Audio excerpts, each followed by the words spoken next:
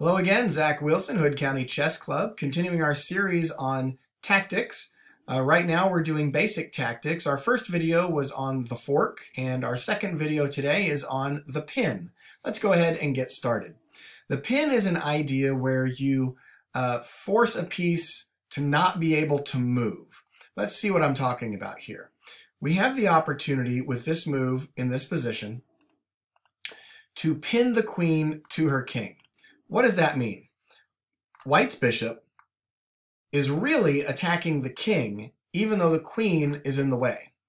And the idea is that with the rule of check, you can never move your own king into check. So for instance, while this pawn is attacking the queen can't run away. For instance, the queen couldn't move to this square to get out of the danger of this bishop because she would be revealing an attack upon her king, and since you can never put your own king into check, this queen cannot move. She is now stuck there. She is pinned to the king. And so what are the queen's options here? Option one is she could capture the bishop, but then be taken by this rook, and so forcibly the trade has occurred, where the queen has traded itself for this bishop. Likewise, if, say, they moved the king to undo the pin, well, still the bishop can come in and make that trade. So we can say here, looking at this beginning position, that the pin is used where a lesser value piece is going to force a trade with a higher value piece and thus win the exchange, or use the pin to win a better piece. Now, the bishop isn't the only piece that can cause a pin, but it is one that uses the pin the most in games. Matter of fact, you'll see it pinning pieces often in your games. Knights cannot cause a pin by the way that it moves. Pawns and kings cannot cause a pin because they only move one square at a time, which means they couldn't attack long distance in a straight line. The only pieces that can actually cause pins you can see on the board here: a rook long distance, a bishop long distance, a queen long distance. So let's take a look at a rook pin. We'll adjust this just a little bit, and what you'll notice now, hopefully you see the rook coming over and causing a pin. It's now pinning this queen against this king. And so again, the queen only has two options: either make the trade herself, or after the king moves, then the rook could initiate the trade. And so again, white used a pin to win a more valuable piece. Now, a queen being the most valuable piece, when she pins things, it's not often that she's going to trade herself for a lesser piece unless the sacrifice is warranted. What she typically does is keeps a piece from moving. As we can see, this rook is unable to move because it cannot reveal check upon its own king, which means that it can no longer defend the f8 square. So here, white simply moves his rook into position for checkmate. The game is over. This rook is delivering the check. The king has no escape squares as he's blocked in by his own pieces, a typical back rank mate. And this rook cannot defend his king by blocking the mate simply because this queen has pinned it to its king. So we see the queen using the pin is often for a different goal. Now, one thing I want to mention here is that you should always watch out for pinned pawns. It's one of my favorite things to use in a game is to pin someone's pawn. A lot of amateur players don't notice their pawns and they don't see it happening. Hopefully you can see right now that this pawn is pinned against its king. What does that mean? It means that it can no longer defend the pawn on g6. This is a common tactic to use whenever you're playing against a fianchettoed pawn position like this one, and we simply pin this pawn to its king. We often see this maneuver where white has marched its h-pawn, and they have to reply with the h-pawn because, again, this one is pinned, and that opens up an attack. Normally, it's simply used to open an attack for this rook to use the h-file, but here we have a much better attack.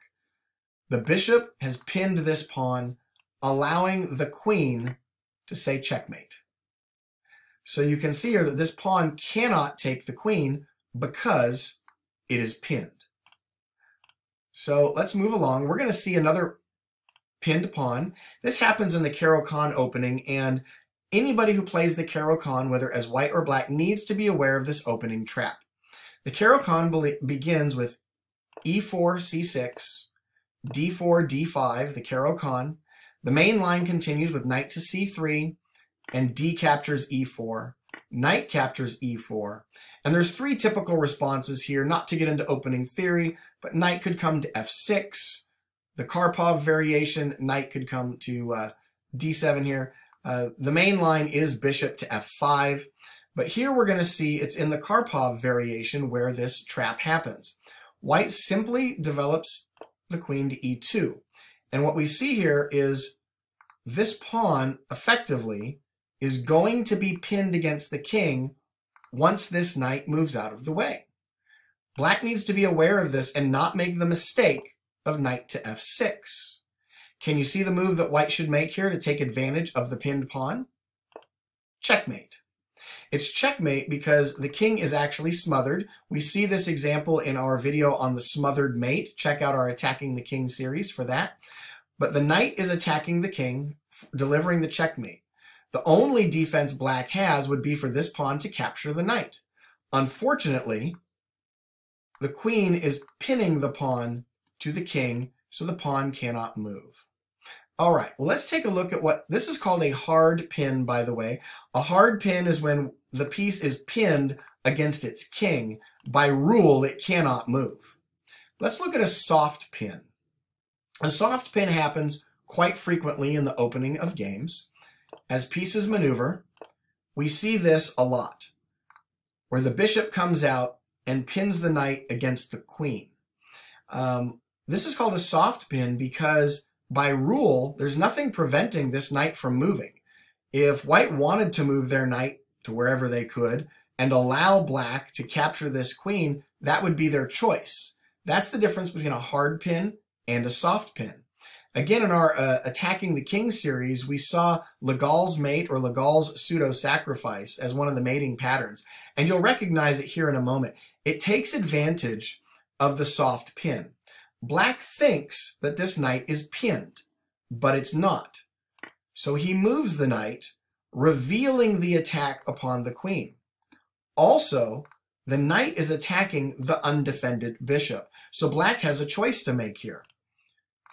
Protect this bishop and move it to safety.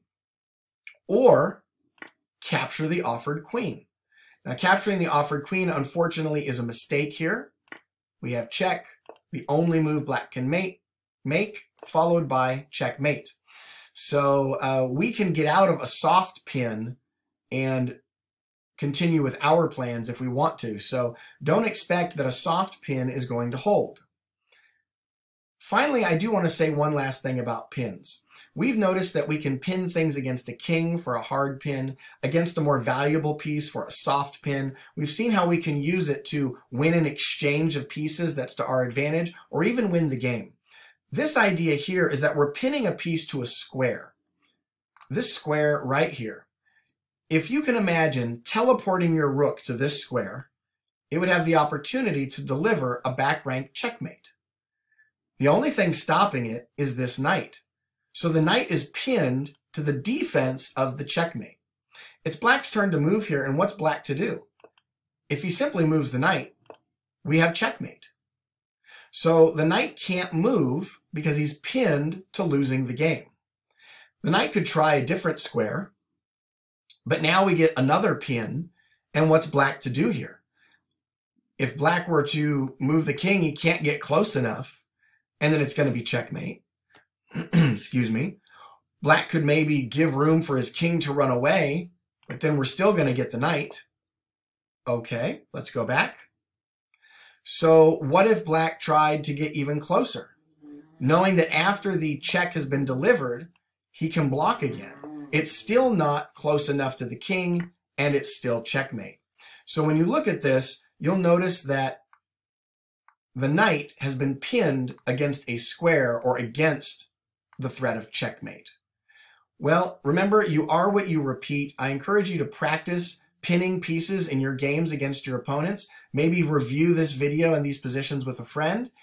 Please visit us on Facebook and click the like button. We look forward to seeing you at a local event soon.